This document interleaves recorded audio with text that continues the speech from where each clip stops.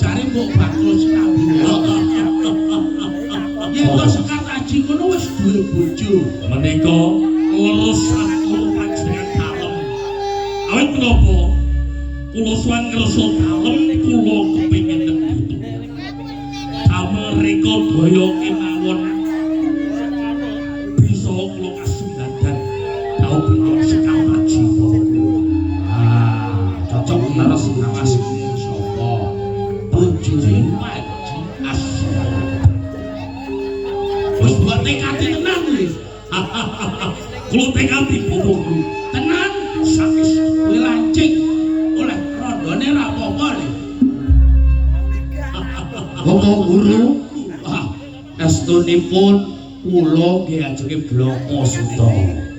Dhateng panjenengan Kangmas kula Birawasita menika ajeng Mahemah. Daud kelawan putri Sekartaji. Cocok ya nggih.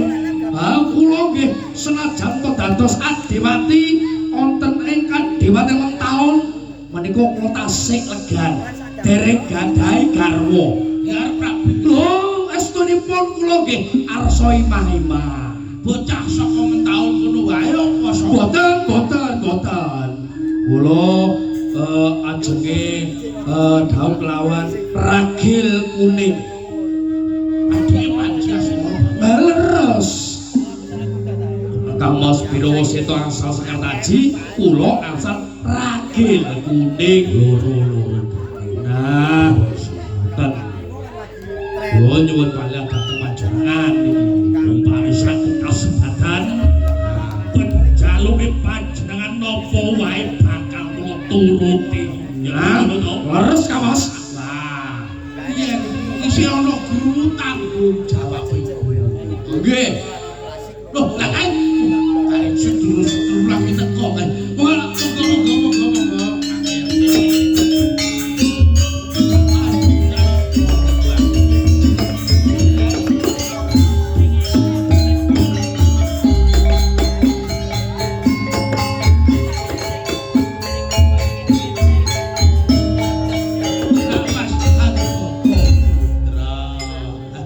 Monggo. Bidara.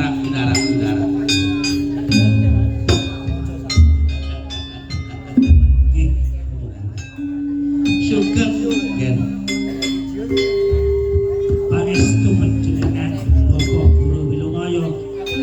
Slamet rawuh syukur sekti jurung pinaki yen oleh donga pangestuku kabeh ginanjar basuki.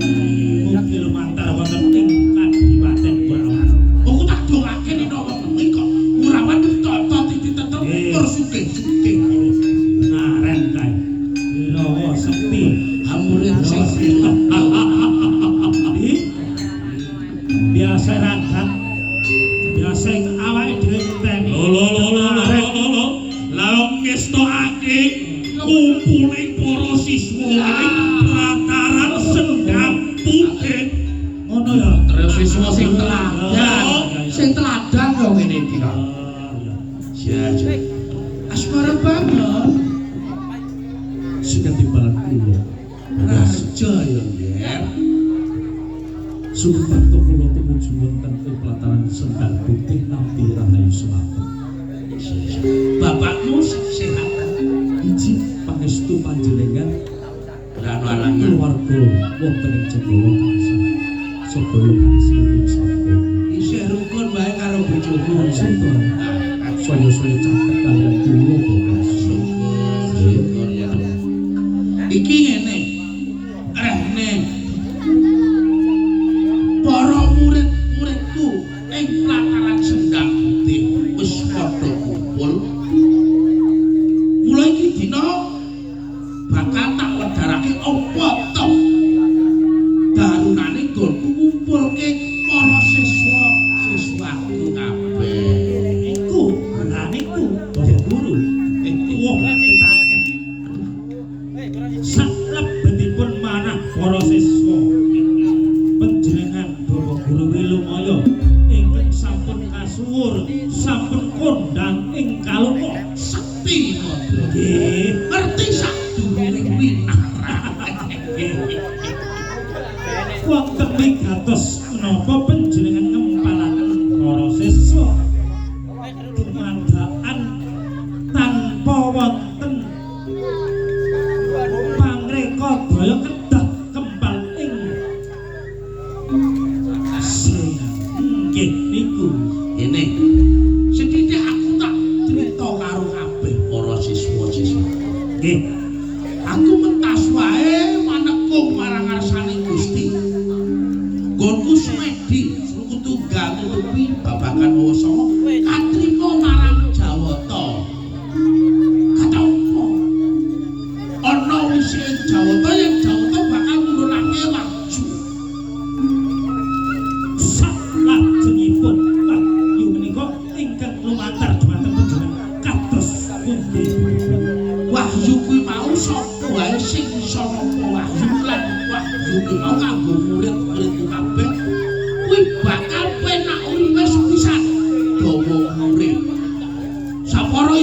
nganti 200 utawa 300 taun. Lan uga bakal mulya uripe. Ngono lho. Upamane ratu ya bakal sinuyutan para ratu-ratu Kanoman. Teges bawa laksana akeh bolonge. Lajeng Wahyu ingkang badhe tumurun awujud menapa? Mula rungokke kabeh ya rungokno.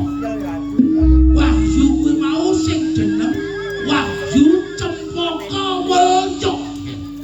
Wahyu Cempaka Mulya. Apik ta? Cempaka Mulya. Bapak Resi Wilmaya. Wonten tumurune Wahyu Cempaka Mulya. Iki umpami kula kepengin ngagem Wahyu Cempaka Mulya. Kena ning ana syarat lan saranane. Siji-sijine wong ki ora padha wahyu kula bakal cumandha marang awakmu. Ing sejatosipun sekataipun para putra siswa menika kedahipun ampi kagem Yen kuwi sanggup golek sarane. yen kados mekaten kanggo panjenengan piwaraken napa caratanipun Bapak Guru. Nggih. Terus niku. Bapak Resi umpami kula salep-salep menapa? Aja umpama yen kowe sanggup ya sanggup. Wis aku. Kang Mas Wiraseta sagah, kula nggih sagah. Kula nggih saged. Yen kowe kepengin duweni Wahyu Cempaka Mulya syarat-syaratane kowe kudu golek bekakak. Kakak. Iki. Bekakak wujude manungsa. Iki. Sing akeh 144. Namung niku Ning ora ngomong lumrah. napa niku? Para wiku, para brahmana, para pinter kae. Napa pinter? Sagera Kula saged. di gawane sendang teh dadeke bekakak. Umurmu tambah 300 tahun. Sampeyan golongane wong pinter-pinter Kang Mas. Lajeng kula apa napa? Syarat-syaratane. Saka metaun kok. Nggih. Metaun.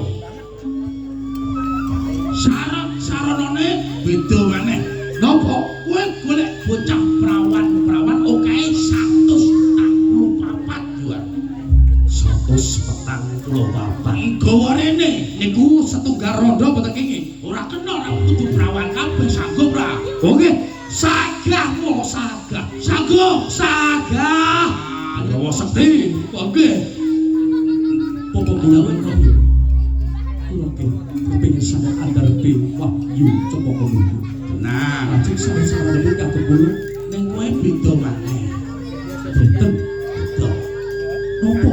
Nek kowe pancen saguru karo saranane, aku mau nyuwun garwamu lawan adimu.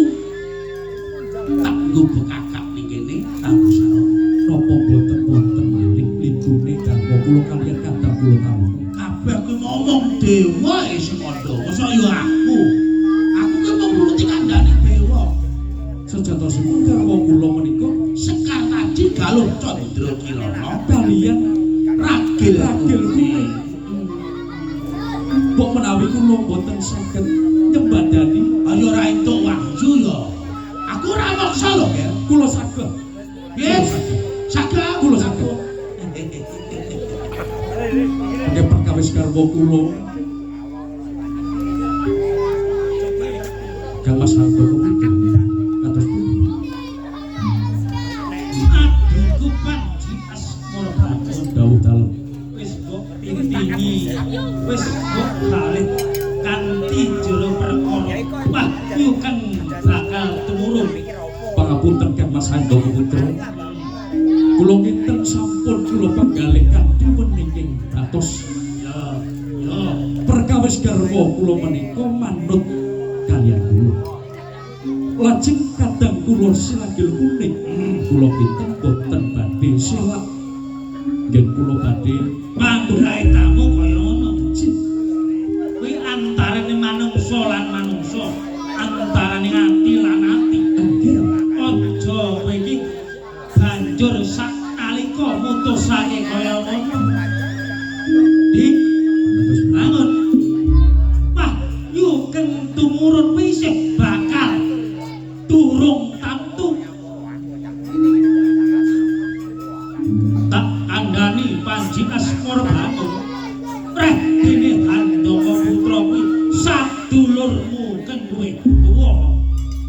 wajibe sadulur tuwa mernahake lan ngandani sadulur kang luwih mudha kok menawa kleru lan luput nggoning pangangkah.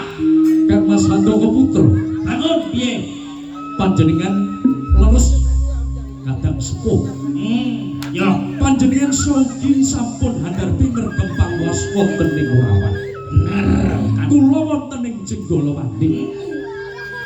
Jenggala pangros kula. Ya. Orawan derbe panjenengan. Pranatan napa kemawon ingkang dumadi wonten ing Jenggala kula ingkang tanggung jawab. Oh, ngono.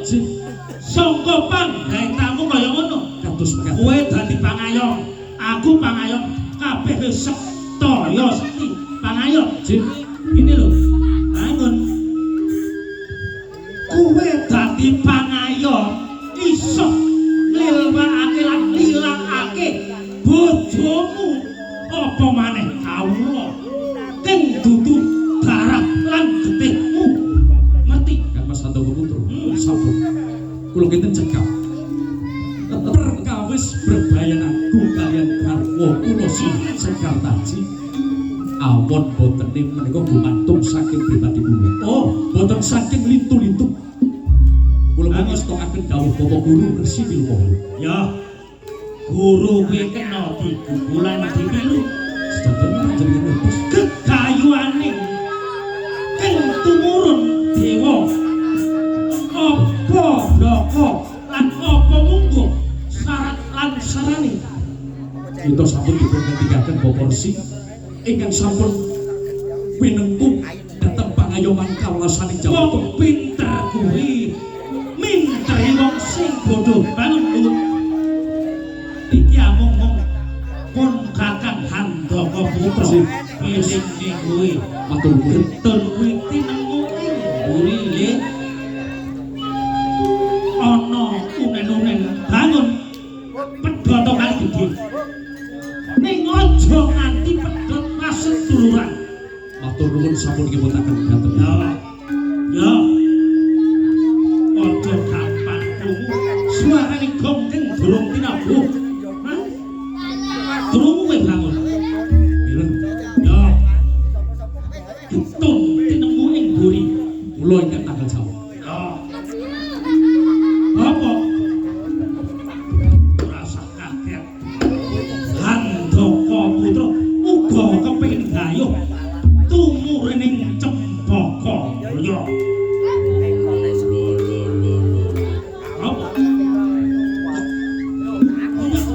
Kepengin duweni sing jarine sampean urip 300 taun. Ayo tak paniki. Ora ana syarat. Ora ana syarat to, Ora. Ora ana syarat. Apa? Aku Putra ki ora ana syarat. Handoko Putra ora ana syarat. Ora ana syarat.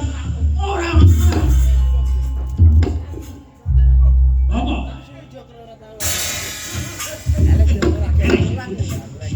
Teges kowe iki guru ratil. Kabeh mawa syarat lan sarana. Adhiku uga mawa sarana. Ning kene ngopo? Tumiba Handoko Putra ora ana syarat lan saranane. Teges kowe iki guru sing ora. Iya. Sabar ya.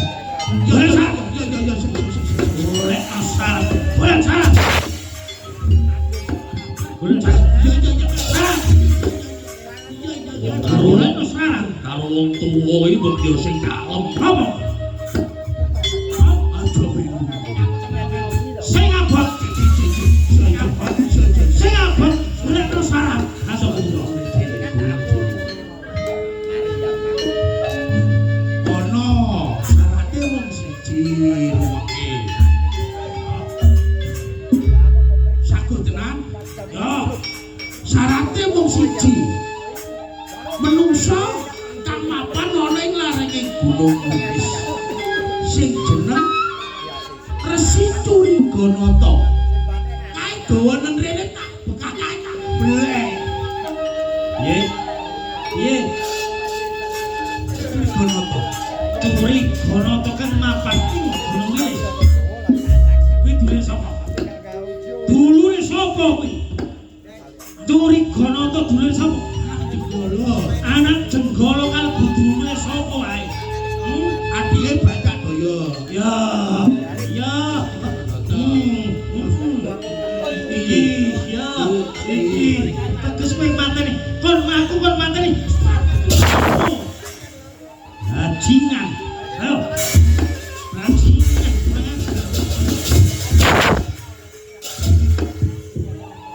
Woi aku kan konco korporat sadurku.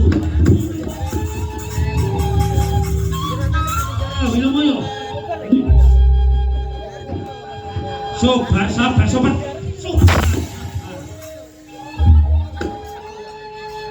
Aku pancen kepengin weruh kaya ngopo. Kok sing kok pecah.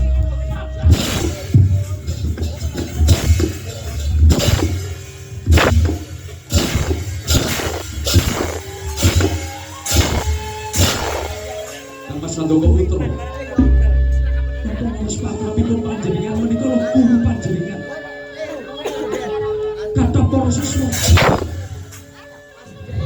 Biro Sita. Emang ngono lho.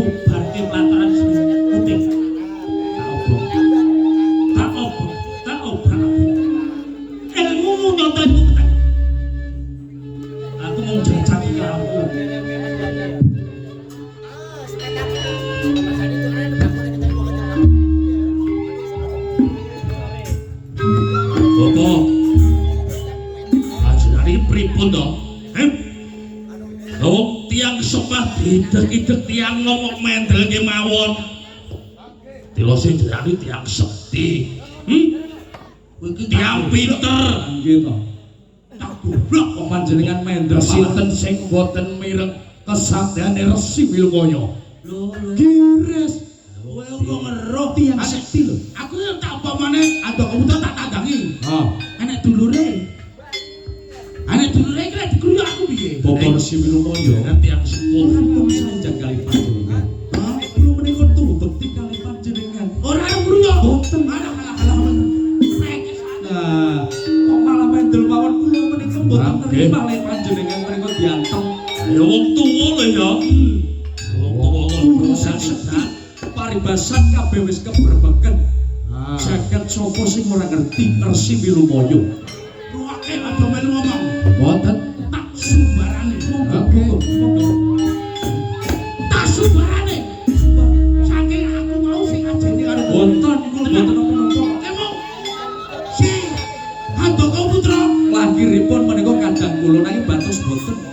nek aku gelem tak tekuk. Wonten si Handoko Putra. sinten Handoko lali kok tiange lali kok Bapak Resi. Bapak Resi. apa? Biro wis entuk kuwi kok malah gojek wong tuwa. Lho wong sekti yo. Boten wonten. Boten Apa boten. to? Boten. Mbok kira iki. Niku. Mbok kira putra. Aku putra. Lah niki mau kene napa kok panjenengan mriku? Aku kaget. Oh. Arek kok arep wis.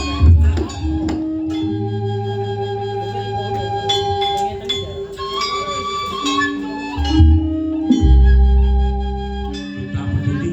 Aku ora wani. Oh, nggih. Tambah ilmu. Mari basan ilmu kok ya. ditumbak lakak-lakak dibedil-bedisik. Rumono wasana tak donganane. Jih jih jih. Kedua tak sindire Bejiwaka. Oke, leres iki. Dirungokke.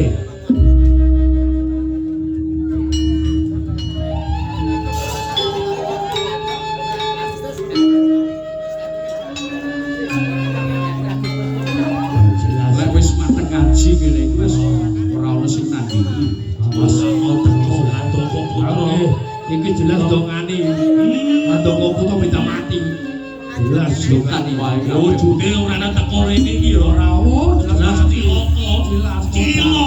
Obar mutiar mutiar.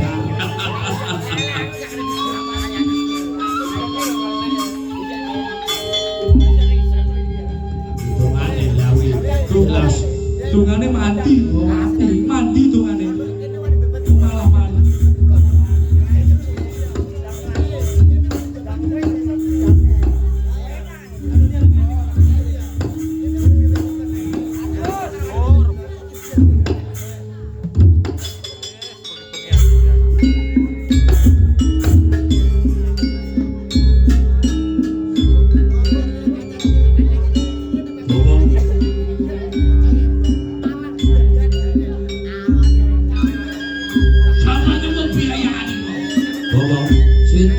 Terus dengan menika nyuwun donga mantu.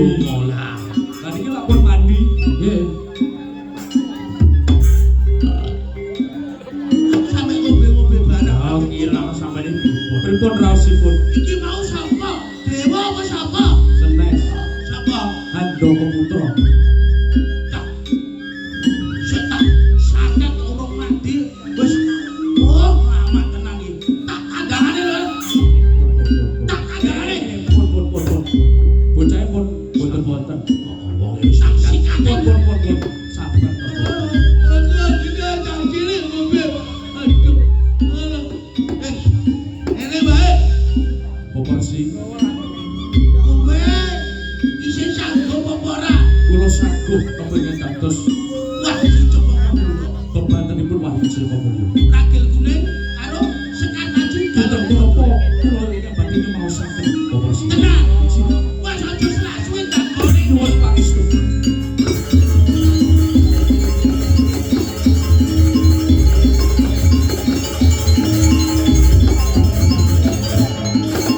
Proporsi. Pancen lambil lamis ya. Dua kurang ngombe lambil-lamis aja. Tak pedhot sekar aji lawan ragil kuning kok kon gawe bekakane. Kuwi calon bojone sapa calon bojone. Kurang ajar.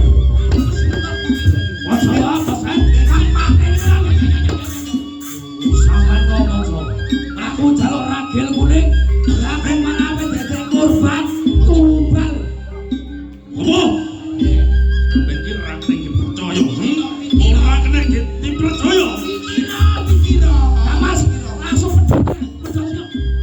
Cito. Mikira iya. Ora nek kayak bekakak. Pade iki. Kuwi ganane pade wong. Ora mikir pade. Kuwi kok goblok. Ragil kuning kudu dadi bojoku. Tak kongkon gawa rene. Engko ya wis kok kene. Si Panjas moro banget dipateni lagi kuning dadi bojo. Tenang lho. Ora digawe bekakak. Bojo bekakak sampe ngono. Aku sing akal. Oh, direkod daya ngoten. Direkod daya engko siji kataji. Ini gawane balik.